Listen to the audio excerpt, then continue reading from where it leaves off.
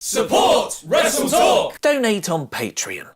Hello and welcome to the Wrestle Talk News. I'm King Ollie, bestowing a royal decree for you to press the thumbs up. And I must also thank my loyal SWAF Nation subjects for becoming Wrestle Talk pledge hammers on Patreon to suggest which songs they want to see Cultaholic, the losing team, perform live on stage at Wrestling MediaCon. We've combined our Patreon suggestions with Cultaholic's to come up with a shortlist that includes It's the Best of Both Worlds by the WWE roster, I'm Just a Sexy Boy, Sexy Boy by HBK, I Bless the Rains Down in Africa by Toto, and a super mashup medley of all the above. Head over to Wrestle Talk's Patreon by clicking the eye above my head or the link in the video description below to vote for which song you want to see the losing team perform. Well, you'll not just get to vote, you'll also get access to Wrestle Talk's back catalogue of Patreon exclusive content. We'll announce which song it'll be next Wednesday as our big SummerSlam predictions war go home angle. But Wrestle Talk vs Cultaholic isn't the only thing that's happening that weekend. There's also the small matter of Brock Lesnar versus Roman Reigns. But the latest development in that feud hasn't come on Raw or SmackDown. It's happened in an unseen clip from Paul Heyman's Raw interview posted to WWE's YouTube channel. Heyman cuts one of the best WWE promos of the year on Monday night in the wake of Lesnar turning on him the previous week. He had red eyes, an unshaven face, and kept acting scared that Brock wouldn't like him doing the interview. He spoke about how his and Lesnar's children used to be friends, but Brock has since changed his number and isn't returning Paul's calls. Heyman gave a masterfully heartbroken performance, but was it really just a cover for the Master Manipulator? The original version, broadcast on Raw, ended with Paul's line, I've never seen Brock more violent. Against this Brock Lesnar, Roman Reigns doesn't stand a chance. But WWE have now posted what happened next in that interview on their YouTube channel as the unaired final moment of Paul Heyman's Raw interview, Raw exclusive. After saying Roman Reigns doesn't stand a chance, Paul leans back in his seat, lets out a big exhale, then deviously glances up as if he's thinking, before looking back at Renee and simply trailing off with, unless. Paul then stops himself, suddenly much happier, and then removes his microphone and leaves the interview, while Renee Young is asking, unless Roman Reigns does what? There are multiple theories for what Paul's sudden idea could entail, chief amongst them being CM Punk return confirmed, and also that this could be planting the seeds for Heyman to turn on Lesnar and side with Reigns in the SummerSlam main event, effectively turning Roman heel as the new Universal Champion, which would make sense as most of Raw's next potential title challengers are baby faces. It wouldn't be the first time Paul has aligned himself with Brock's opponent either. In that same interview, Heyman dodged Young's question about whether he'd become an advocate for someone new on the WWE roster. The other possibility is Heyman sending down Braun Strowman or Kevin Owens to cash in their Money in the Bank briefcase after the SummerSlam main event is over. It was previously thought Brock's departure would also mean the end of Heyman in WWE, but becoming a new wrestler's advocate would allow him to continue with the promotion. Interestingly, Heyman has recently been working in NXT, running a seminar for talent including NXT Women's Champion Shayna Baszler, the giant Lesnar-like Lars Sullivan, and Bayley in attendance.